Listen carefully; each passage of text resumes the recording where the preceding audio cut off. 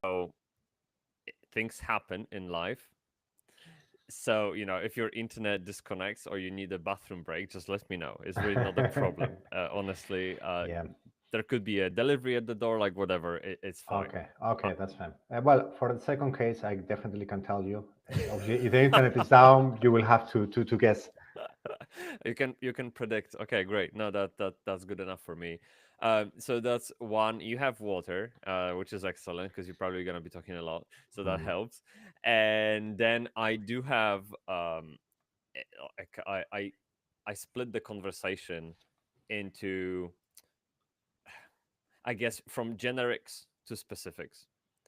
So I think we're gonna start on the high level of things, and then we're just gonna pull the strings and break down what you say into individual topics, because that's where the gems are, in my opinion. Like once you dive into a particular topic. Okay. Sounds good. And if you see I divert into much, please stop me. I can get quite overexcited sometimes. So. Should we have a sign? Oh, a Uh, secret well, word. no, yes. I trust you. I'm sure you'll find a natural way. Okay, no, no, it'll be fine. It'll be fine. Yeah. Yeah. So the way I announced the podcast, and now it's live on LinkedIn. I mean, I don't think you can probably see it, but I literally titled the stream "Website Strategy for Product-led Growth Companies," Okay. and I think we will be revolving websites.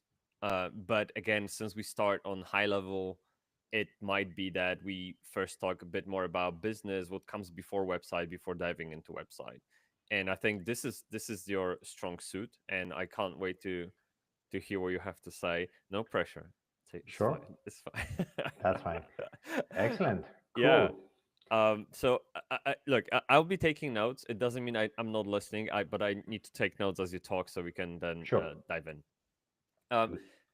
I think so again, thank you for coming. I very much appreciate it. It's great. We met on Growth Mentor, and you actually helped me out with email sequences, and that's how it all started. Which is a fun way to get onto a podcast as a guest. I guess it's a very way around, but it's still great to have you with us today. What I wanted to talk to you about first, and there are many ways to start this conversation. Really, I mean, website as a concept, it overlaps so many parts of a business, and I mean, it's just crazy complicated and multi-layered topic. Since you have a huge passion for helping PLG, which is product led growth companies, with website strategy, marketing, whatever you need to help them with, uh, I would like to put websites through that kind of lens, to make it very specific for PLGs. Um, Generally speaking, how should we think about a business website through that kind of PLG growth lens? What's the role of a website? How may it differ to sales-led companies or marketing-led companies? Just anything on the high level for now. Could you help us out a bit with that? Absolutely. But first of all, thank you, Thomas, to have me on the podcast. As you say, Awesome. we met in a completely different setup a few months ago, and I've been Yeah. following your journey since then, and I'm super happy that I'm here as a guest. But yeah, you have a very valid point because what I notice is that many companies, especially companies that they are on the PLG side, they forget about the value of the website. And Mm, the website is it's a very strong channel, and I would say it's not really a project; it's a product for that company. So the role of the website basically is to clarify, the value proposition that that business is offering to their prospects and customers, and to make sure that there is a narrative there that kind of resonates with the pain points of those visitors to the website in a way that also is the part of the funnel to convert those prospects into potentially leads and then customers. So I think back to the point, what's the main difference between PLG and sales led through companies as well. hmm I would say that that it's not much difference in an ideal scenario, but in reality there is a big difference. And I can see that many SaaS companies that they have a very strong product and they rely a lot on product-led growth. They have a big mistake, and it's Hmm. like, well, we have a website, we have a very good product. I mean, we have the best product managers in town. I mean, we have an amazing experience with users. But yeah, we have a lot of features. I mean, let's put the website with lots of features. Let's show off. We have great developers, quite expensive, but very good developers. Hmm. Come on, let's show that. Let's show that. Yeah, you see our competitor. I mean, we have double the number of features. Um, and that is something I don't know. I mean, some people think I'm a bit too much on this because I always say like more features doesn't mean more sales. Yeah. And also, especially if your product is complex, I mean, you really have to show your target audience like why me and not the competitor next door. And also, it's not only about competition; it's about alternatives because sometimes it's not like a like competitor that can steal your customers. It could be, I mean, another alternative. I mean, think of Spotify, for instance. Is obviously that there are few competitors in the area, but there are other alternatives, which is a record player and so on. By the way, Hmm. you will see that I use Spotify a lot as an example, not only because they are a great example for many things, but also because I love music. But Okay. Wow. that's a different topic. Don't get me started. That's fine. So yeah, back to your initial question. I would say that the role of the role of the website for a PLG company is basically to create that kind of narrative, clarify what's the pain point of the user that is going to be solved with the product that you're serving, and also get the website as part of the funnel. So I mean, you want the visitors not just to understand, oh, okay, my company is doing XYZ. You want the visitors to take an action, and depending on the complexity of the product, depending on many other factors, the action could be either from book a call or like download some kinds of content which is relevant to the Hmm. prospect, or just sign up for the product either on a paid version or a free version. I mean, obviously it depends quite a lot, but ultimately what we want is that the website helps our business to to to convert visitors into loyal customers. I mean, obviously it's many steps in between. Hmm.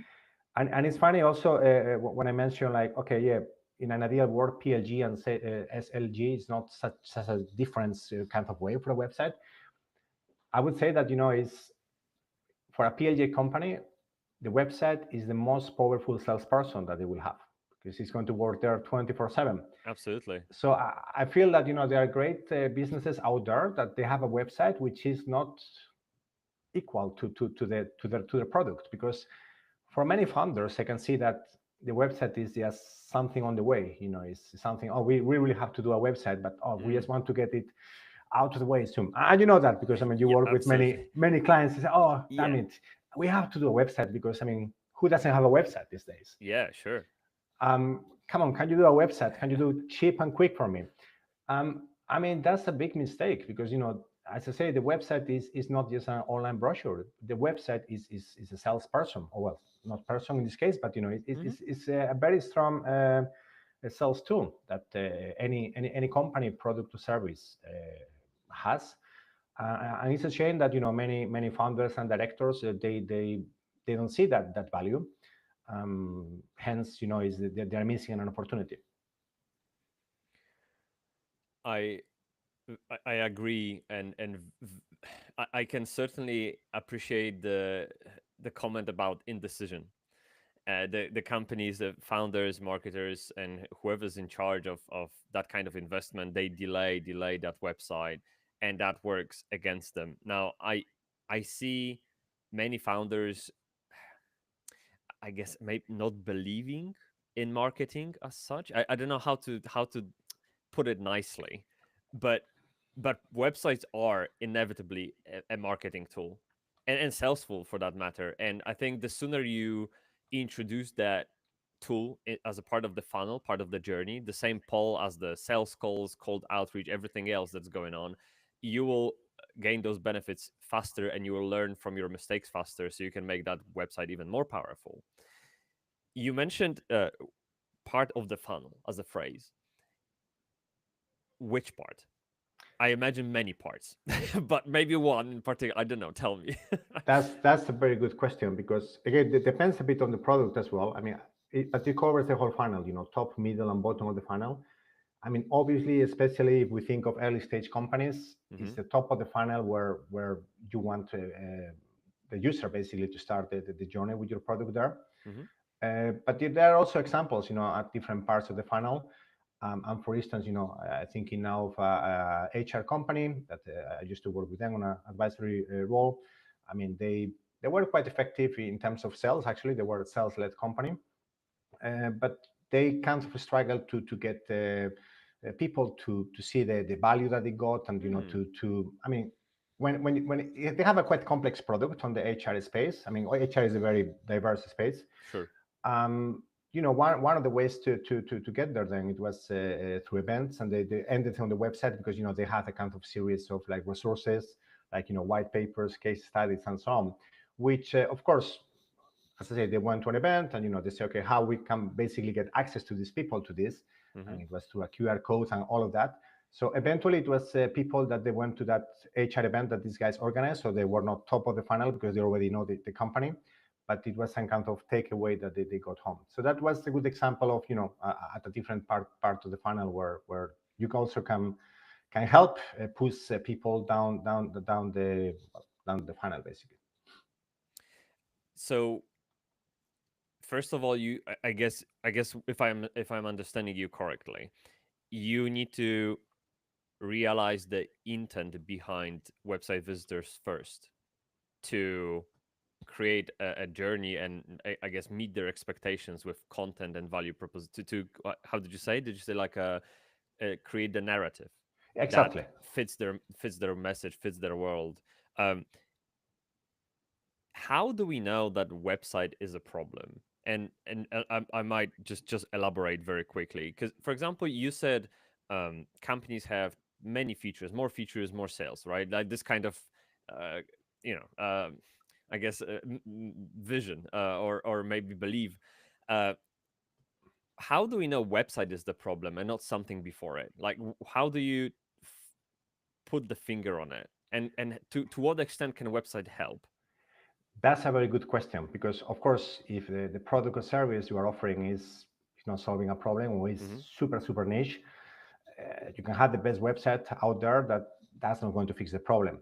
So I would say that providing that there is a good product, I mean, I would say that the what it really shows that the website is not working is looking into metrics like bounce rate, time in the website, but especially seeing how many people they interact with the website.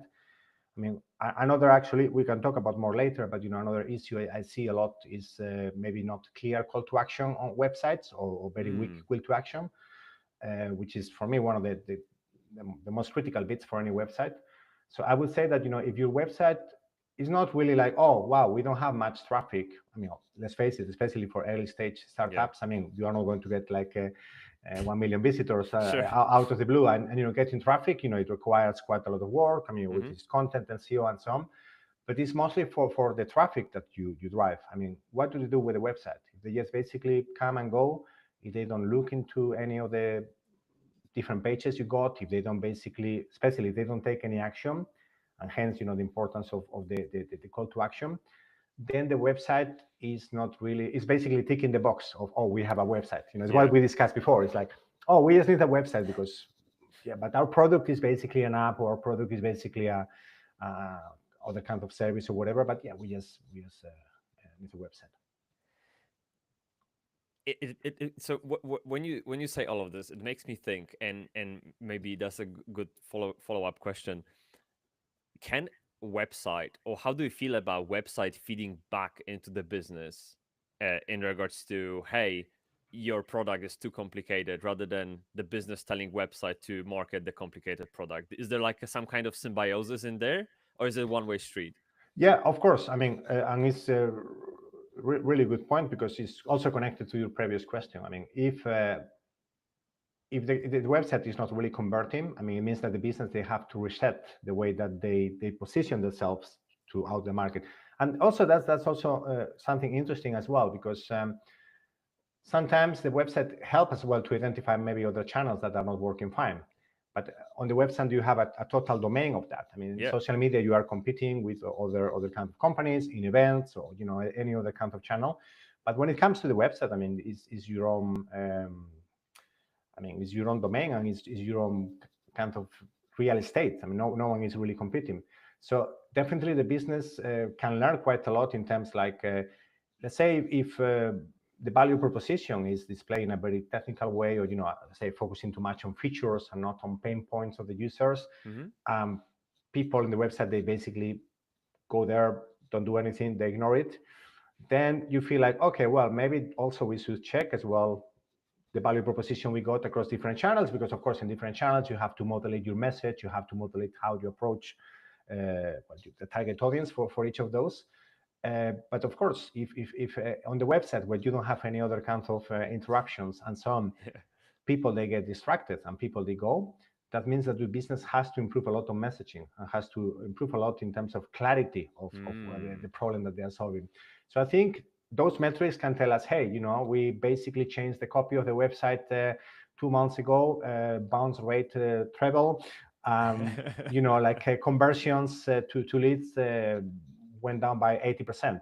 Then definitely is obviously is a very extreme example, Mm-hmm. but it means that something is wrong there. And I will tell you maybe another common example issue I see quite a lot is, I mean, the hero message of the website. It's kind of like the Uh-oh. prime property, and that's something that everyone has an opinion in every company. Sure. But the hero banner, is, I mean, people they have to get. Have you heard about the 5-second test? No, I haven't. Please tell me. Okay, it's basically a test for any kind of product where people say, okay, can people understand your value in 5 seconds or less? Hmm. So obviously the hero has a big role of that, Oh because yeah. people land on the page and they see the hero. Um, and that's the thing. Many companies they get quite cocky on this. I mean, in a way that they feel, oh, Nike has just do it. I Hmm. mean, we can have something funky, something really nice. I mean, especially brown people, they get very excited with this. But I mean, Nike can do it because they've been doing it for 50 plus years, and Yeah. everyone knows they don't even have to use their name. I mean, they use the Schwartz, and that's all. That's it. Yeah. But if you are a new kid in town, you really have to specify what you do. And you have a funky hero. I mean, that's not going to get you far. So as I say, just many founders and marketers, they think the hero banner is the first chance to shine, but it actually backfires, and it's the first chance to lose the attention of those Hmm. people. It's very interesting. And let me just go back for a second. Just a couple of minutes ago, you said product market fit. Do you feel like websites should be uh, thought about, or I guess invested in, after you found product market fit? Or is that the sweet spot, and then you kind of use the website as a maybe a way to figure out the messaging for the company? Or like imagine positioning, messaging, and product market fit, like and where do you see website overlap in there? Well, I think that the short answer is in every stage of those, because and the good thing is websites can be very dynamic. I mean, it's very easy to change not just the design, but the content and Mm-hmm. the approach of the website. But the website is a dynamic driver of customer engagement. So you need that at every stage of the company, before product market fit, Mm-hmm. once you get product market fit, and once you are really scaling up. So that's also in terms of when it comes to the approach of the website, it will change over time. And again, if you are an early stage web company that have a very small customer base, and you are trying to challenge the status quo in certain market, Mm-hmm. you really have to be very clear, very specific. Also keep it simple in a way not to overwhelm people with many features. So basically say, look, we are here to solve this problem, and you have this problem, we are here to solve it. Whereas as you evolve, you can obviously change the approach of the website, and maybe you don't have to give much more detail in terms of the narrative. Again, Nike is a good example. I mean, I Hmm. know we go into retail and e-commerce, but that's a very good example. I mean, but still they have a different way to show you that they are solving your pain point, they are solving your problem. And your problem is basically like, look, I want to to be healthier, and I want to have a healthy lifestyle, or Hmm. I want to be cool, because it's not, sports clothes is not only about being healthy, it's about being cool. Or sometimes people even buy a tracksuit to be at home watching telly. So they know how to solve the problem, but of course at a different stage of the business growth. I mean, you have to adapt that, and that's the beauty of any website. That, you can easily change that. You can test. You can do not only A/B testing.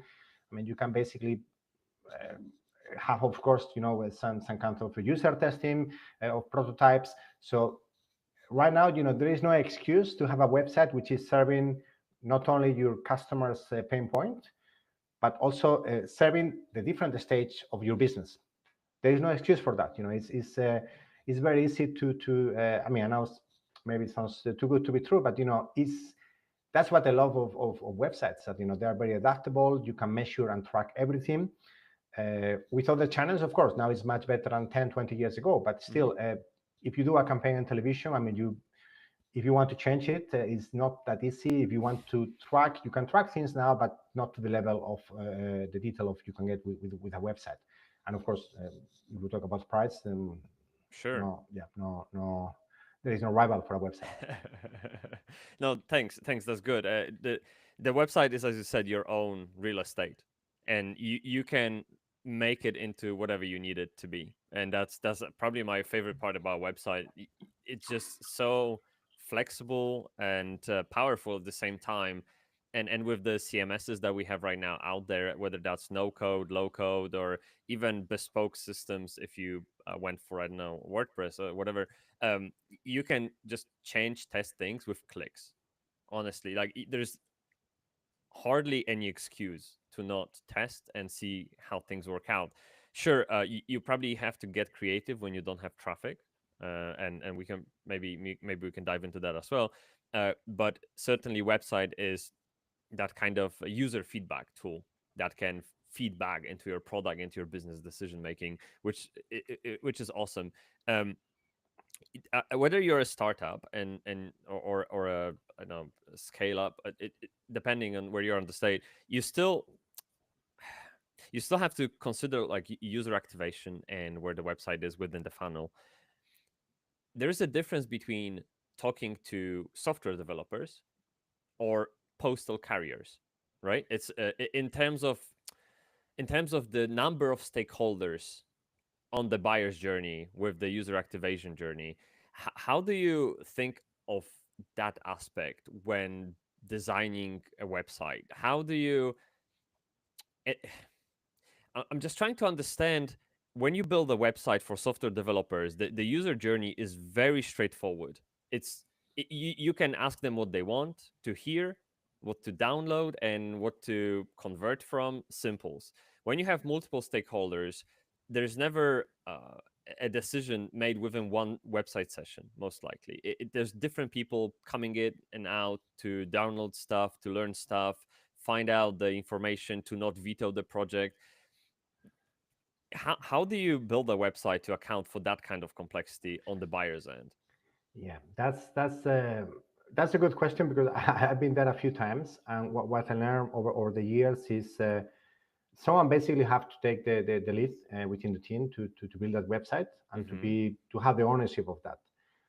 Um, I mean, I can see those websites built by committee that lots of people they jump into that. Oh, I My have this idea. favorite. Yeah, I have this idea. Oh, let's change the colors of this and so on. So obviously, someone has to look into the website, back to what we mentioned before. Mm, As a product, not as a project.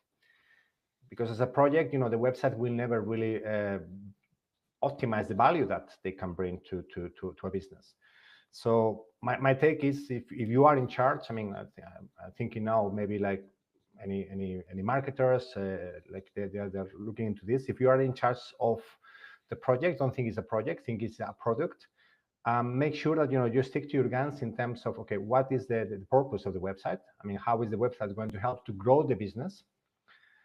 Also use as much data as possible to back your kind of roadmap basically for the website. Mm-hmm. And when it comes to data, also would include not just what you find in terms of qualitative, also research as well, because you have to do research. I mean, in terms, which again sounds very overwhelming, but I mean, these days is very easy as well to. I mean, if you get not just if you start from scratch and you don't have any customer, you always can get people that can be keen to. I mean, for spend like 30 minutes with you and do some kind of like a research session with that, and Mm-hmm. it doesn't cost much these days. But still, if you thinking mostly of startups that they already have some a customer volume, I mean, use that. But sometimes you don't even have to do the sessions. I mean, again, using looking into the analytics from Google Analytics or expanded amplitude will tell you quite a lot. But especially when it comes to positioning and showing the value and so on, Mm-hmm.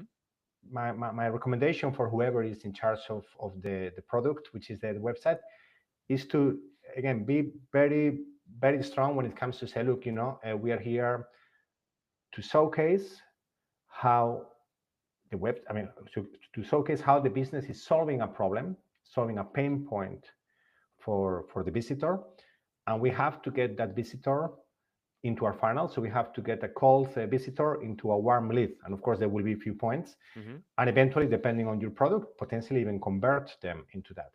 So you have to make sure that everyone in the business understand is a website is not an online brochure. It's basically, as I said before, it's a sales tool, and hence the website has to serve that. Thinking especially of these SaaS products and PLG companies, uh, because otherwise, if you fall into the trap of, oh yeah, we have 25 amazing features, let's list them all of them. I mean, people will get overwhelmed. I mean, let's face it, is your website is not a business card. I mean, it's a dynamic lead machine. Yeah, I really like the idea of thinking about websites as products. That's very interesting. It's like a subtle shift in the mindset because it implies it's never done, and that's very interesting. I might steal it. I don't know. It's really good. Thanks. No, no, Appreciate it's okay. appreciate it. So could is it valid to say that someone in charge of a website is essentially product manager or like someone? I mean, it ties back to the concept of design by committee. There needs to be someone who leads the website efforts and listens to all the external and internal feedback and compresses them and digests them and then sort of pulls on those that make the most impact for the business and for the product and sales. And that sounds very important role, like literally someone who makes it or breaks it. Have you got any words for those people, like how to how to deal with the pressure there? How to prioritize what to do?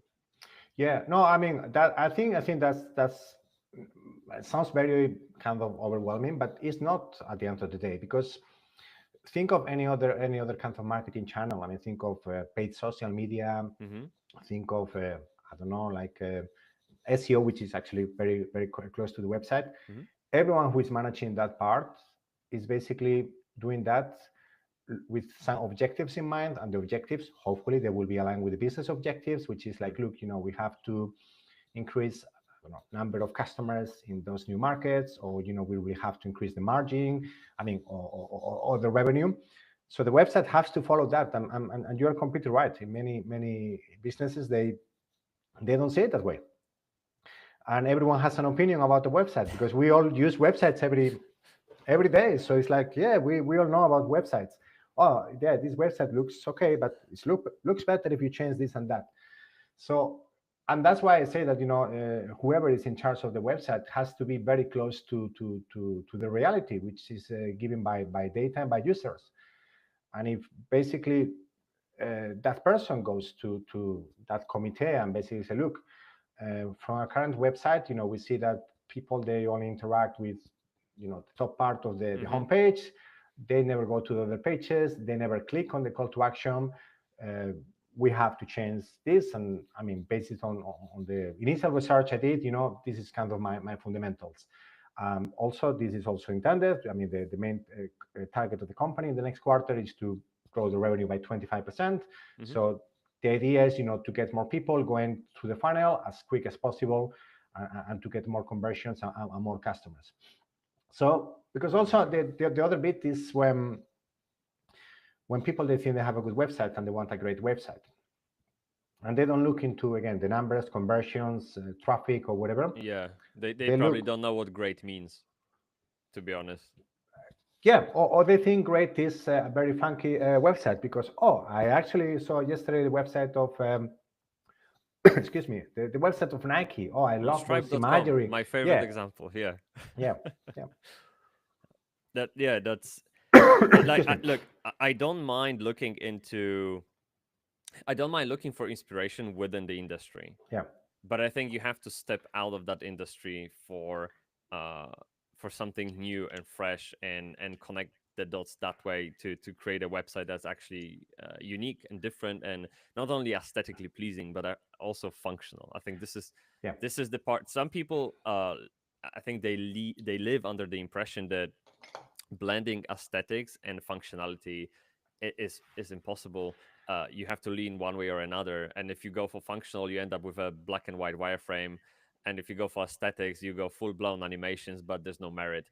I really think there is you can merge those two. It yeah. just requires a process, and that's really it. And my favorite way to avoid design by committee is simply getting people into the same room and running a workshop, because that means you have a facilitator, you have a decision maker in the room, and you obviously decide who is the decision maker. You give them the power, and everyone else there act like experts. They pitch in, they feed in their ideas, etc.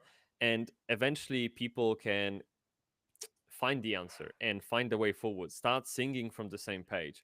But if you listen to everyone on the team separately, sort of one-to-one interviews, they will all have different expectations, different agendas, different preferences, and don't get me started on colors and size of buttons, etc. This is Yeah. wasting of time. That's it. So I totally relate to what you said. And um, speaking of USP and the homepage, now we obviously established, and I guess we all know the homepage is the most important page on the website.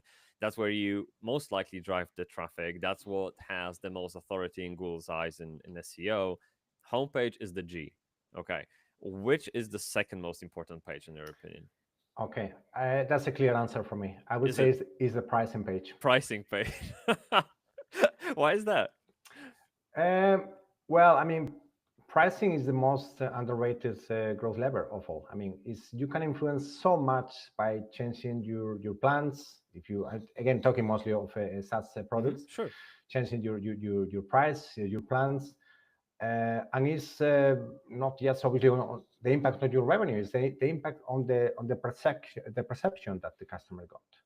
And of Mm. course, you have to find the sweet spot in terms of, okay, if I decrease my price, maybe I get more people, but then of course my business is going to be affected, and so on. But there are lots of pricing tricks from the psychological point of view, and if we start to talk about that, from 99 instead of 100, and Yeah. obviously, if it's a monthly subscription, give a discount like 20% or 2 months for free Hmm. if they got the yield team. But then, of course, it's about the plans that you offer, and how do you present those. Like, I mean, you probably see many SaaS, they have like usually like 3 plans, 4 plans maximum. Yes. And Hmm. that's for a reason. And usually one of them is most popular or recommended or Yes, that's whatever. true. The bigger one, yeah. I can assure you, because I test this many times in different companies, that works. It does. Because it basically, again, is the user psychology, in terms of if you help me to decide, it's more likely I will take a decision. But if Hmm. I'm going there to the pricing page, I see not 3 plans, but I see 25 plans, each one with like very long columns with lots of features and so on. I say, oh, okay, I need a couple of hours to study this. Actually, I have to go now, but yeah, I Hmm. will look this over the weekend. Ah. So keep the pricing page, like, very clear in terms, like, back to the 5 seconds rule. After 5 seconds, you have to be already kind of aligned with one of the plans. Say, oh, actually, the premium plan is the right plan for me. Okay, let me have a look to the other one just in case, if I can save a bit of money, or let me go look for the super premium because yeah, maybe it's more value. But you really have to point people into the right place. And again, these days you can do a lot of experimentations. I mean, one company that is really good on that is Lemlist. They are really good with Yeah. changing price plans. I mean, you are in East London, I'm in North London. Maybe we even have different pricing plans depending on our I user see. journey. So that's a good one. But I mean, there are lots of tricks. But the most important thing is, pricing is not just a number. I mean, it's because we talk about obviously changing and experimenting, but the pricing is the reflection of your value story. I mean, it's the value that you offer to your users. And I saw many, I saw many companies that they shoot into the fit Hmm. because they offer very low price because they just want to get the market. And in some cases, they can be seen as okay, this is too cheap. Probably the value is not really good. So you really have to build a narrative around the value. So yeah, I mentioned it's another SaaS company I've been advising in the last few months. When I started working with them, they have. I was very surprised before I talked with them. I look into the website. I say, look, compared to some competitors on that space, they offer a Hmm. super low price on the education services. I mean, why so cheap? Because I look in terms of what they offer and so on. I mean, they were kind of competing to more established companies, and they told me, no, we really want to get new customers through the door. And I said, well, maybe that's not the right model. I mean, obviously, much more to this to another discussion, but maybe you have to offer a freemium model and so on. But Mm. you told me as well about the economics and the business. In terms of for the business to be profitable, you will need millions of people to be this. And if you want to compete on price, that's completely fine, and especially as a newcomer. But you don't have to go like like in this case, it was maybe 10-20% of the value of the Wow. competitors. And I will tell you which industry saw me this. Early in my career, I mean, actually, when I moved to London 20 Uh-huh. years ago, I worked for Unibet, which is a great company in the sports betting space. Hmm.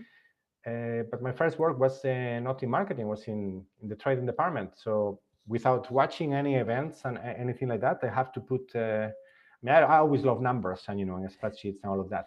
Mm. And you will be surprised; those people they don't watch games. They basically put the odds for the games based on existing data, and then they do adjustments and predictions. I mean, it's a very Uh-huh. that's maybe for another podcast.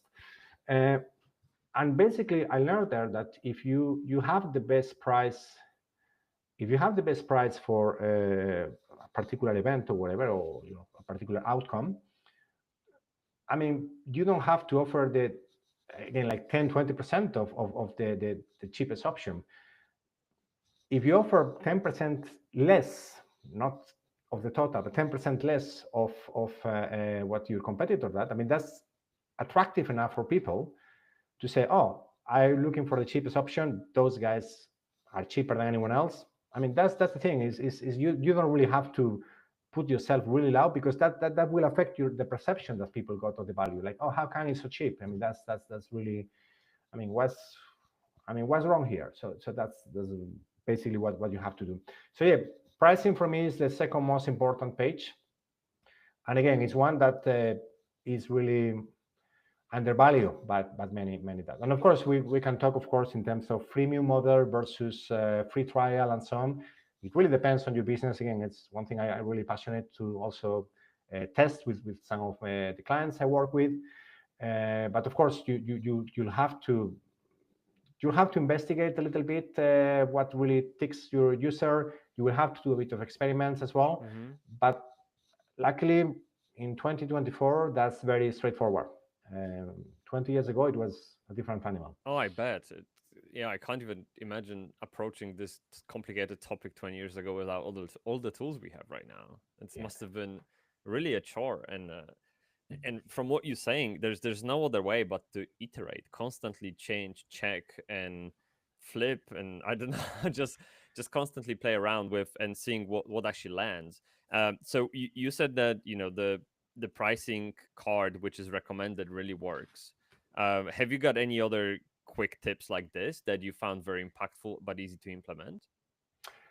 For the pricing page or for other Pricing bits? page, yeah. Um, Pricing page, well, it's not that quick to implement, but definitely make sure that if your product is self-service, there is as less friction as possible on the, from the click, like I want this plan to get activated. Ideally, I mean, of course, I mean, it's a business decision, but it pays off. Get the credit card paywall at the end, Oh, not at the really? beginning. Ah. Yeah, yeah, because the earlier you got it on the funnel, the most likely people will drop Oh, that's at the end. interesting. How do you feel about letting people sign up to trial and then asking for credit card whenever they're ready to buy? Is that too forgiving or? Well, no, I mean, it's basically you have to again work on the. I mean, you have to warm up that person, and when they basically they do all the steps and try to obviously keep as little steps as possible, which in some products is not that easy, especially thinking of regulated industries like financial services and Mm-hmm. insurance and so on. But still, you can do for all other kinds of business. Uh, but yeah, I saw many SaaS that say, "Oh, I want I don't know, this entry plan, which is I don't know, like $50 a month. Mm-hmm. I want this plan." And the first thing they ask me is for my credit card details, which again, maybe I don't mind to give because I'm ready to that. But okay, make sure that is. I mean, sometimes people they need a bit of information in terms of understanding. Okay, you are part of the entry plan. Rather than have the Stripe or the PayPal paywall, make sure that you remind them why they signed for. Mm-hmm. Yeah. So okay, now I think the whole picture is coming together in my head. So people land on your homepage, and obviously you have the value proposition that talks to the pain point, that talks to the persona. It's very clear. No grow faster kind of buzzwords. Just say what it is, say what you do. That's it. And then homepage, obviously other sections below, they create that narrative. They, I guess, weed out low quality leads as well, because the traffic might not always be perfect, the person might not be the ideal customer, so you want that website to bounce them back essentially. And then when they have the idea of what you do and how you do it, there might be like an interim step in my head where you kind of visit the feature page for particular persona. For example, who is it for? And you click agency in my case, right? Mm-hmm. And then we kind of learn like how exactly the product solves my problems, but we're already down the funnel. And then you eventually land on the pricing page, which is the buying signal. It's as if you were having a sales call with a guy and they asked you, okay, how much? Well, this is the pricing page moment, right? And from there, you really want to make sure that the person progresses further. Like this is the warmest as you can get on a website. So, any advice there? You said no credit card. Anything else in terms of volume of data did you ask up front? Maybe uh, any hoops that you don't want person to jump through? Like, tell me. Yes, very good question. I would try to keep it as lean as possible in terms of those kinds of steps, which Mm-hmm. again for certain industries is not that straightforward because they are regulated.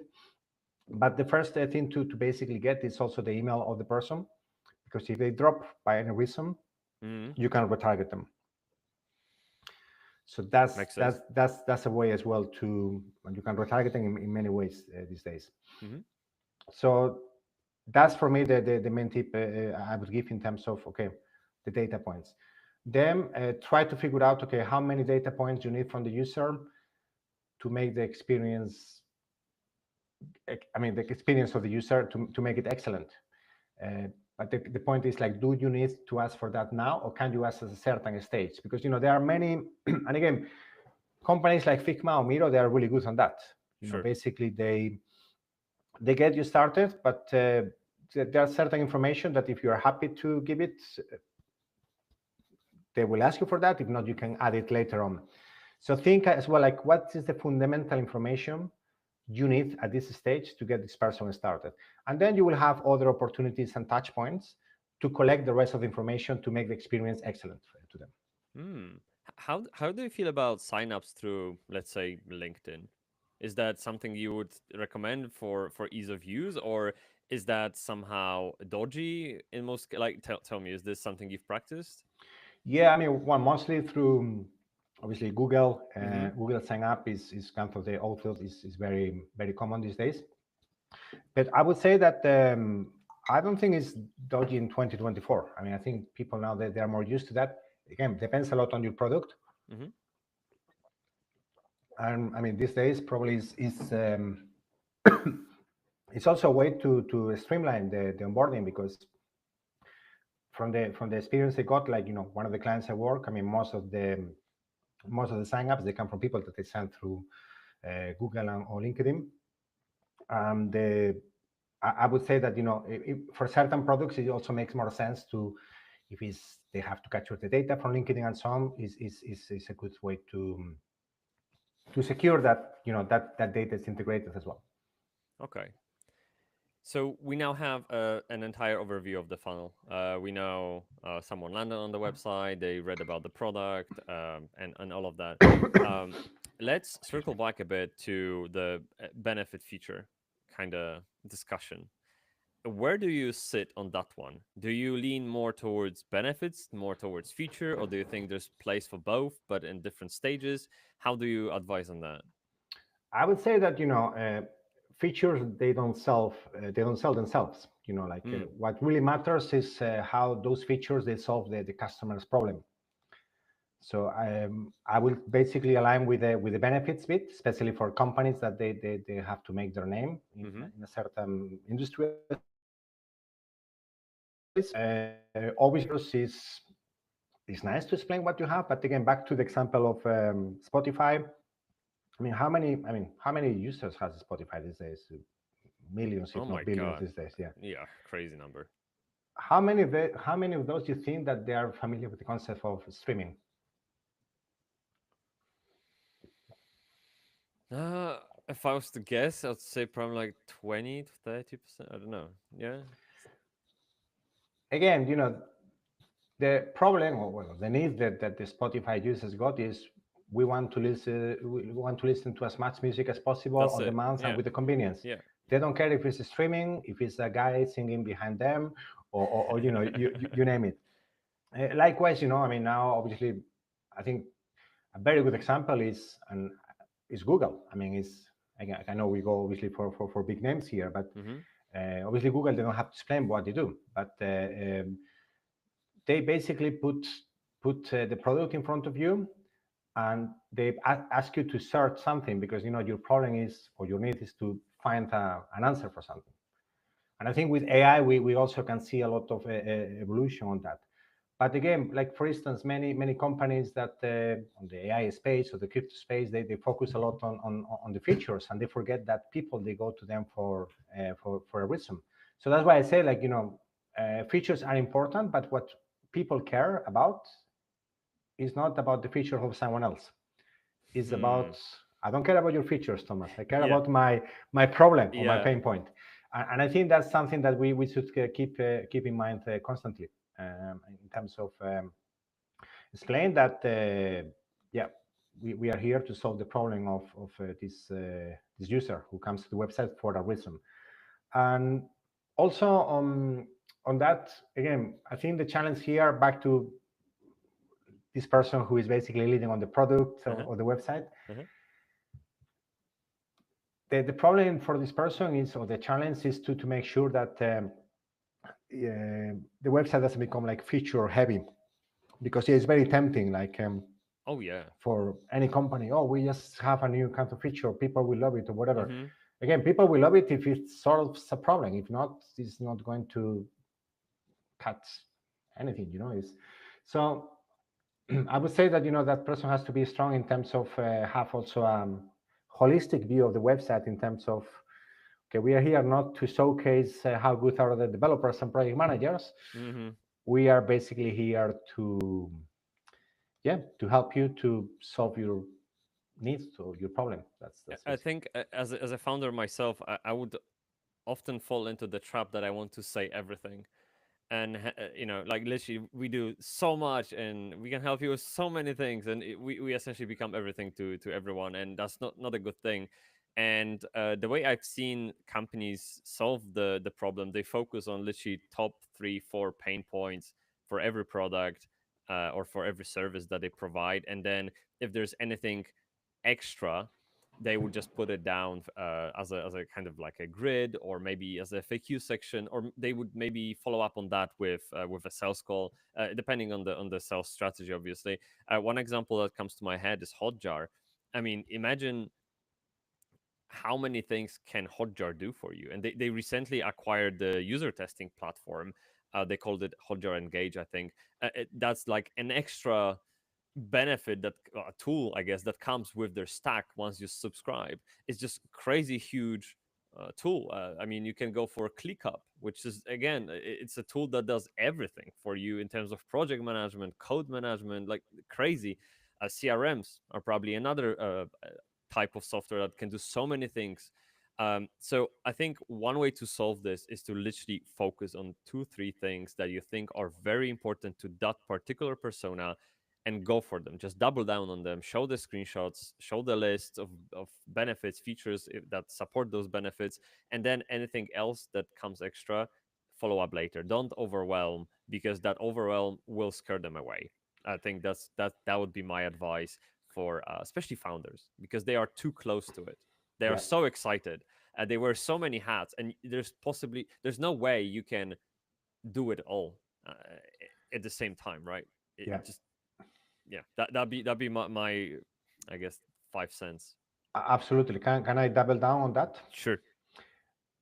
I also would say, because we didn't tap into that, but I think in order to build that narrative and to show the value and the, how you solve the problem, Hmm. the I mean, a quick fix, and again, some companies they are very good on this, others not so good. But for any founder, I always recommend to leverage the customer testimonials they got and the social proof. Mm. That's super important. Again, thinking of early stage companies, because also what's back to the user psychology, which for me is the most exciting bit of any marketing activity. Again, if I have a problem, a pain point, a need, and I go to a website of a product that I somehow I think that they can solve that, but I don't have the trust on that product because I don't know much about that, or I need reassurance about that. I mean, seeing other people like myself that they went through the same process and they basically use this product or service, that's going to help me to go through the line and say, okay, yeah, this customer testimonial kind of resonates, someone in a similar situation to me. Okay, this is a potential solution for me. And the social proof as well, like thinking of also especially B2B companies, if you have some clients there, I mean, no matter that, how big or small is the name, that kind of shows that, whoever is your first B2B client is, so whoever is your Yeah. potential B2B client are not going to be a guinea pig, they're Yeah, going to be a, absolutely. so Yeah. I think that's when we talk about focus on the why, so the pain point, or the benefit that we offer to solve that pain point, Hmm. um, using the testimonials from the customers and the social proof, that is very helpful.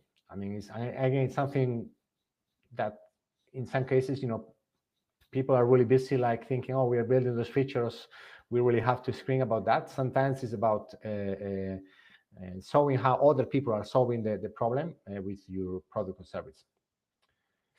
I'm so glad you brought up testimonials. I mean, obviously, me being in a service industry, clearly testimonials based on many research that I read, it, it's the most important part, right behind the latest project that an agency have done. And obviously, I mean, we're talking about SaaS companies, not necessarily agency, but it just shows that across the marketing and sales, like this credentials that trust is so vital. It's just mega important, really, and that's why you see all those logo sliders at the top of every page, because this is what you lead with. Look, other companies trusted us. You are okay. You won't get into a bed with a bum company. So that's great. I really appreciate the point that you've made about the content of a testimonial, in which you put the place where you put down the name of a person, the company they work for, the role, Hmm. that those people that left those testimonials are actually they represent the persona you're targeting with that particular page. That's really really important, because marketer can't really relate to CTO. They can relate to another marketer. So if you have the choice of testimonials, put the testimonials about marketers for marketers on the page made for marketers, right? It's all about marketers at this point, so keep it that way. I think that's something that people really skip on, and they I don't think they should, right? No, absolutely. I mean, I mean, my hypothesis on that is that people, they feel like, oh well, yeah, they are our clients, or the companies we work, but why should feature on our website? I don't know. Yeah. I think also maybe I remember one example. One company was a bit skeptical to use it because look, we don't really want to give away who we work with, and so okay, but you want to, you're trying to get their competitors working with you, Mm-hmm. Mm-hmm. um, and there is nothing secretive about this particular client and so on. But well, I think it's important to basically show by I mean other kind of cases that work quite well. But I think when you don't have a name on an industry, is even more important. I mean, if thinking of like how the big companies they do, in many cases you can find clients that they work with, talking of B2B, but you don't see them on the homepage, like with the logos. I mean, it's Yeah. like they have a specific section for that, but it's mostly about for people that they are quite new. I mean, I remember my early days with Yaya Finance. Mm-hmm. We had this deal with Asda for kind of like buy now pay later for their website. Yeah. I mean, we really leveraged that, because also Asda is a big name as well, Mm-hmm. and it was I mean, a kind of like small project to start with, but we really leveraged that, and it gives us a lot of credibility, especially in an industry like fintech or financial services, where trust is even more important. We talk about money, security, and all of that. Also, I mean, can I jump into something connected with the design, because we tapped into that briefly Mm-hmm. before.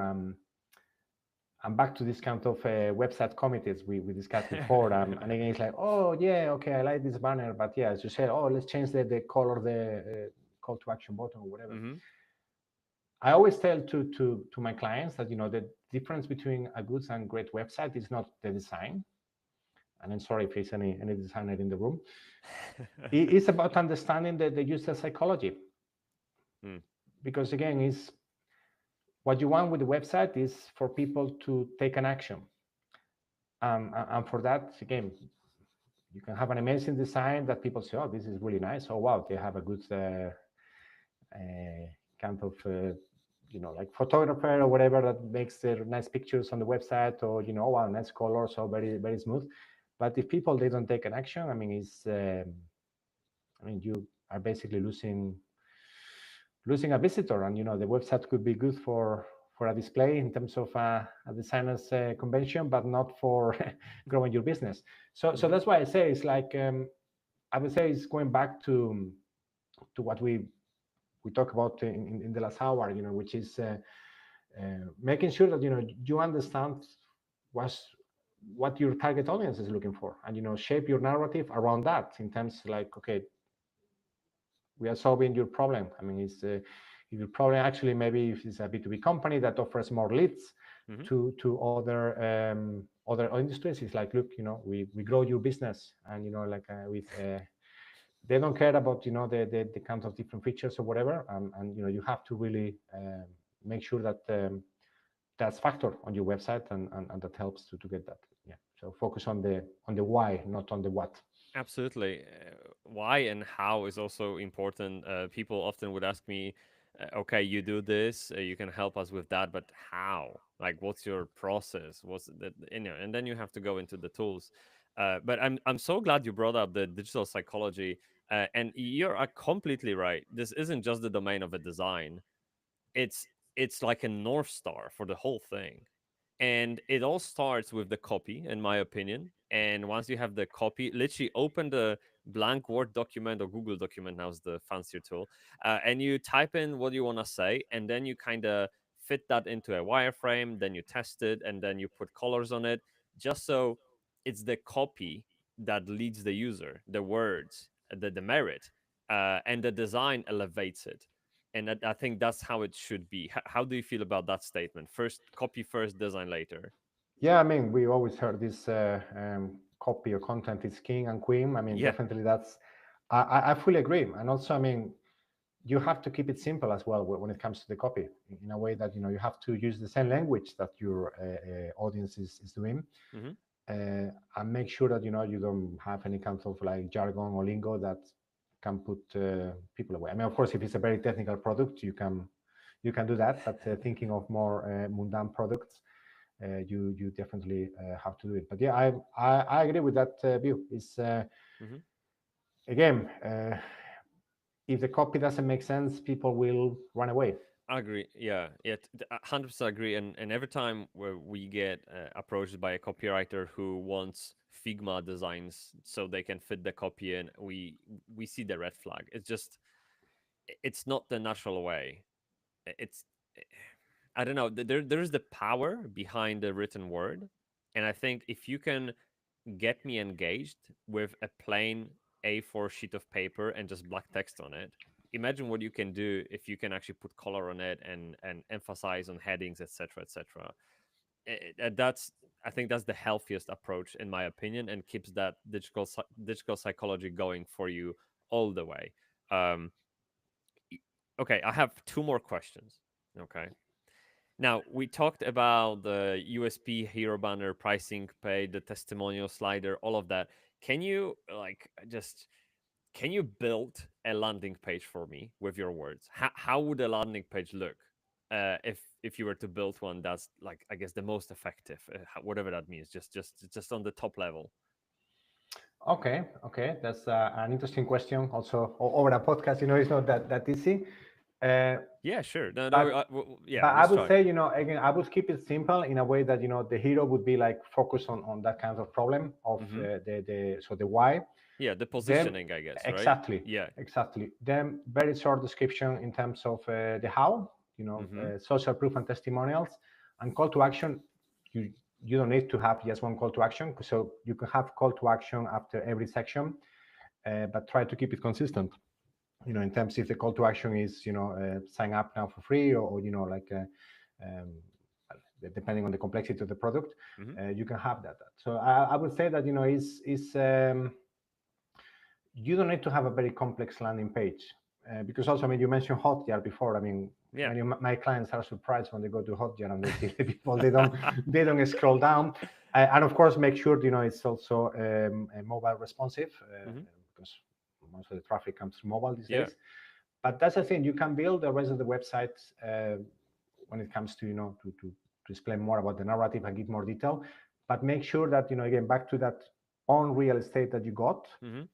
make sure that people, they don't drift, and they keep the fundamental, which is why, Mm-hmm. how, social proof, and that call to action that has to be yeah, There you is can. a so okay so to follow up on that, we have the hero banner, and that is with the value proposition, Mhm. and it explains the how, and it has a clear call to action, perhaps with some kind of a note that, I don't know, no credit card required, some kind of objection fighter there. And then obviously we want to have social proof, which is probably Lego sliders, sorry, Yeah, Lego logo sliders, and then below that, and testimonials. Yeah. yeah, that testimonials definitely. And one thing you actually suggested to me that I do is to have the sort of like a calculator, Yeah. or any kind of return on investment Yeah. showcase. Have Mhm. you got example of those? What beside a calculator we could have, or maybe what kind of calculator we could have over there? Yeah, I mean, yeah, of course, it depends really a lot on your product, but uh, basically, if let's say that you have a software for HR Mm-hmm. that is helping to save an ATS platform, which HR recruiters they use. I mean, those can be quite pricey, but not only that, sometimes it takes quite a lot of time for recruiters to go through CVs and find the right CVs. Mm-hmm. So with one HR company I work with, we have a calculator, which it was basically say, look, you have X number of hires per year. Um, that costs you X with an ATS. I mean, you will save X money with our solution Mm-hmm. because that will, yeah, effectively is cheaper on that way. But also, we kind of estimate based on the existing customers the number of hours that they save, and that was even more powerful. Or the number of CVs they can proceed, they can process basically over a certain period.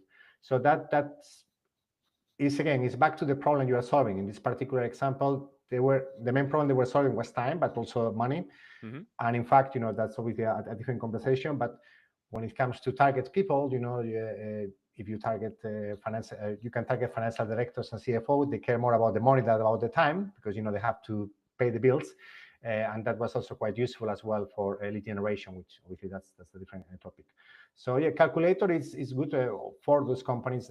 Calculator is part of the why, and so it's part It of the is. narrative. Yeah. So Yeah. yeah, it can definitely you can have it on the homepage. Obviously, some business, they maybe doesn't make much more sense. If we think back to Spotify, they could basically say, look, we offer X number of songs from X number of singers. So every day we got 2,000 new songs, and Mm-hmm. like counting on and so on. So yeah.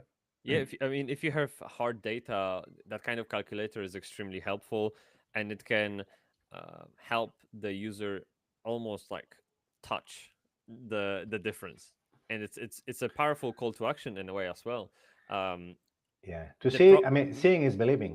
It People, is. yeah, Yeah, exactly. it is, and it directly ties back to the value is in the eye of beholder, right? And it's all about the perception. But sometimes it's like, for example, my company, we are service based. Like there are so many variables that are barely measured, I guess, that we couldn't make that math, right?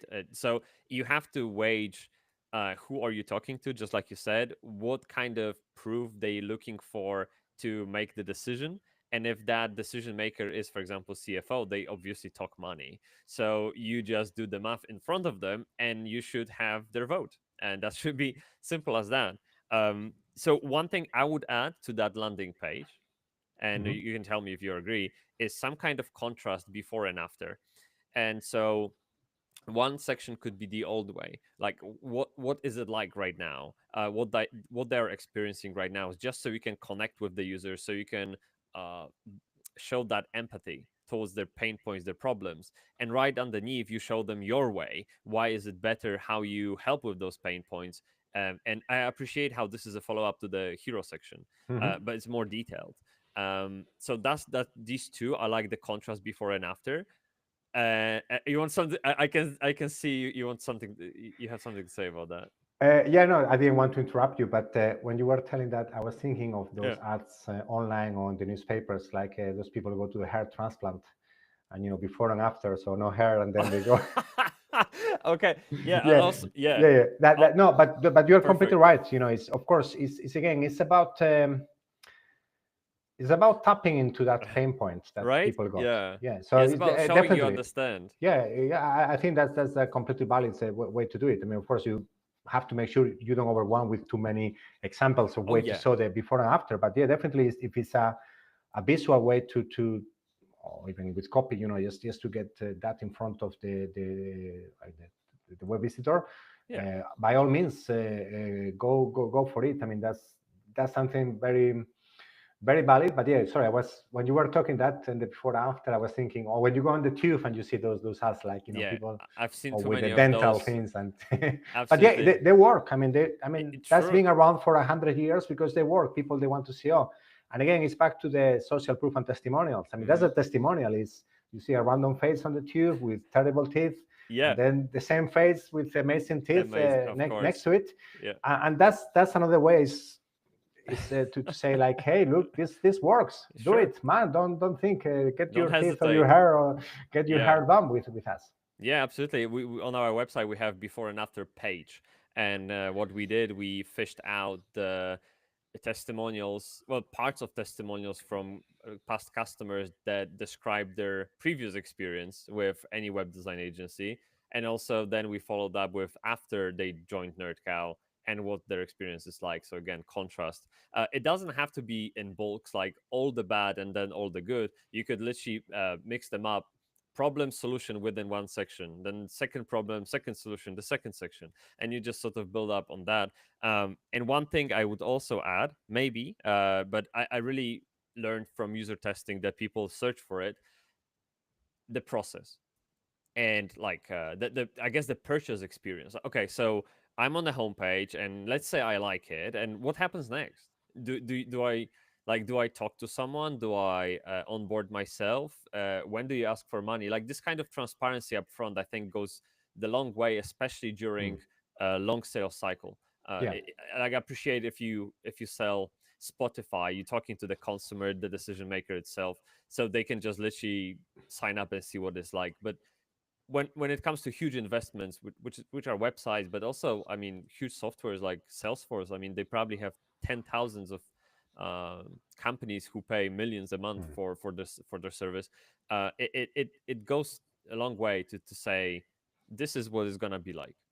It's fine. It's gonna work out just perfect. Okay. So I know. So just to sum up, we have a landing page with the hero banner, social proof, some kind of before and after, maybe the process how it works, The how, er, yeah. yeah, and the ROI with call to action, Yeah. and you should be good, Yeah, I mean, right? you don't have to overcomplicate because it's very tempting to start to put a lot of elements, but that's why you have other pages and so on. Absolutely, yeah, Yeah, exactly. That's very good point. Don't put everything on one page. Let the page have one particular point to convey, just like your LinkedIn post. Okay, just keep it concise to the point, and if someone wants to follow up, let them roam free and find the information for themselves. correct. That'd be the advice. Look, you've worked for huge companies, so as a final question, are there any lessons from big companies like Nike and other large companies that have the brand going for them that small companies could use for themselves without missing the mark? Yeah, that's a good point because we talk about some lessons in the last hour, and we talk about, I mean, from pricing to landing pages and everything else. Sure, I mean, those big companies, they spent millions to learn those lessons. Many of them, they know they've been doing that for many years. So I think the main lesson they can learn, I mean, as a founder, mm-hmm. the main lesson for a founder is that they can also implement the same principles today Hmm. that those big companies, but they don't have to go through the mistakes and the pains and so on, because even the big names that they are doing really good today, many of them they have to go through pain from websites that were not really serving the purpose and so on. So I would say that my tip to those founders is, of course, copy from those big names, but just make sure that your reality is very different. Back to what we discussed before. I Yeah, mean, you cannot have a hero is, oh, just do it. I mean, Nike can do it. You cannot do it it. wouldn't make sense. Yeah, Yeah, exactly. So it's about again, and the other tip is make sure that your website is again has to be the strongest and the hardest working salesperson you got in the team. It's going to be there 24/7, never gets a sick day, never gets holidays, and so on. So yeah, it's not I mean, it's a dynamic product that you got. The website, it's not something like, okay, you do once and that's all until in a few years something say, oh, we have to refresh the website because it's a bit outdated. I mean, the website is not a business card, I would say before, is a dynamic lead machine. So you have to make sure that works. So back to those big names, yeah, is make sure that you keep it simple, because at the end of the day, it's many founders, they try to share too much, that they overcomplicate the website, and people, they don't really get the value. And founders and marketing leaders, sometimes they forget that, yeah, they are living and breathing their business, but the web visitors, they don't really know about the business and they don't have the time to explore about that. So Hmm. that's why the 5 seconds rule. Make sure that in 5 seconds people they know what's the problem you're solving for them. I think you raise a very valid point. You as a founder who, let's say, look up to Nike, for I mean, we keep bringing that up. Can be Spotify, can be Zoom, like any company that is big. You have to ground everything you learn from them in your own reality, your own constraints. Take Stripe as an example. If you there was a podcast I listened to from with the Stripe founders. They said they spent like 2 weeks animating icons on the homepage. Just just like icons. Like, I mean, imagine if you take the developer's wage salary and use the 2 weeks wage just for icons. That's crazy expensive, man. That's really expensive investment. So you have to be sure you are prepared to make those investments, and that's why it's really important to focus on the important part, how they communicate the value, what's the maybe landing page layout, or where do they get traffic from, because that can tell you what kind of where the audience is, so you can go for them as well. So try to ground everything you see in your own reality. But circling back to the inspiration, that's exactly what you need.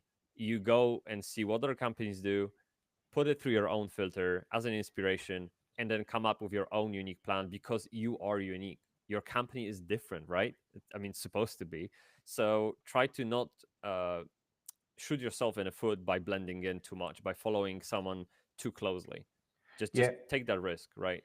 yeah, exactly. Yeah, because sometimes some founders they spread too thin, like by changing many things at once and so on. Yeah. So yeah, they have to look, as you said, looking through their own lens and making sure that the website is going to be their top salesperson, not the laziest employee they got.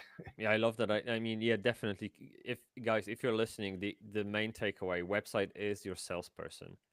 So imagine that website being a person and talking to the customer. Question: does it make sense? If it does, you're good. So you should think it about that way, at least. That's how I think about it. Look, it's been such a pleasure to have you on here. I really appreciate your time. Is there anything we haven't talked about? Is there anything you could follow up on? Like, does anything come to mind? Well, I mean, I love this topic, so I could talk for this for hours. So glad that you just stopped me Absolutely. now because also I'm running out of voice. So apologize if I sound a bit rusty. No, that's cool. Don't worry about it at all. I mean, you're doing great. Excuse me. Yeah, no. So just to wrap up, I mean, I would make sure that yeah, as a takeaways as well, I would say that it's focus on the why, the pain point, Hmm. not on the features.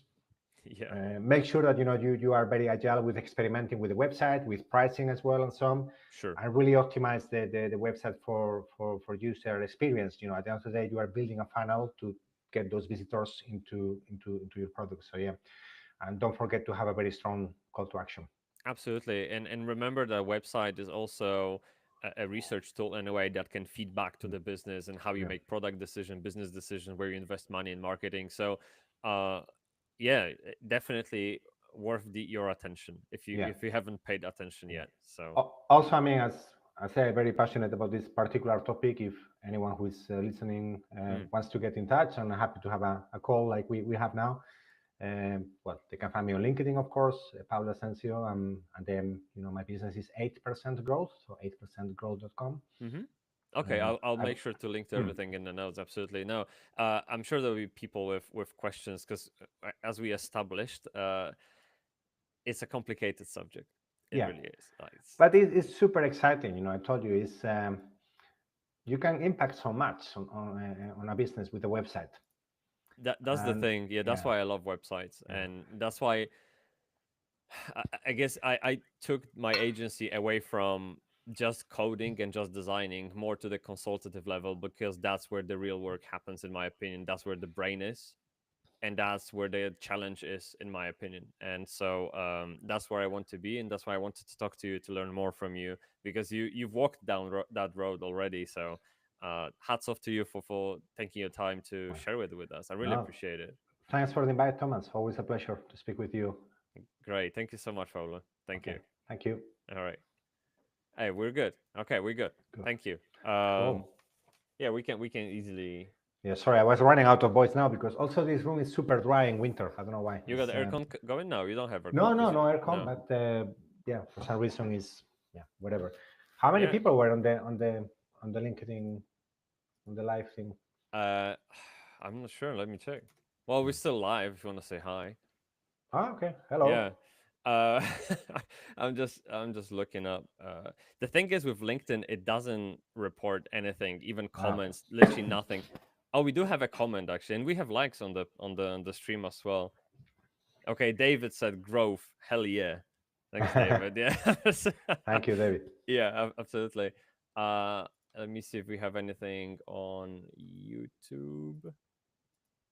No, I Okay. don't. I mean, those things come in late. That's the problem, really. So, um, yeah. If look, what I always suggest that when we're finished with the stream, we go our separate ways. Come back to the LinkedIn post and come back to YouTube video and see if there are any comments because usually Sure. they show up later. And Okay. Yeah. And if it's anything I missed, please let me know, and I always yeah, happy to absolutely, to absolutely. tackle those. Yeah.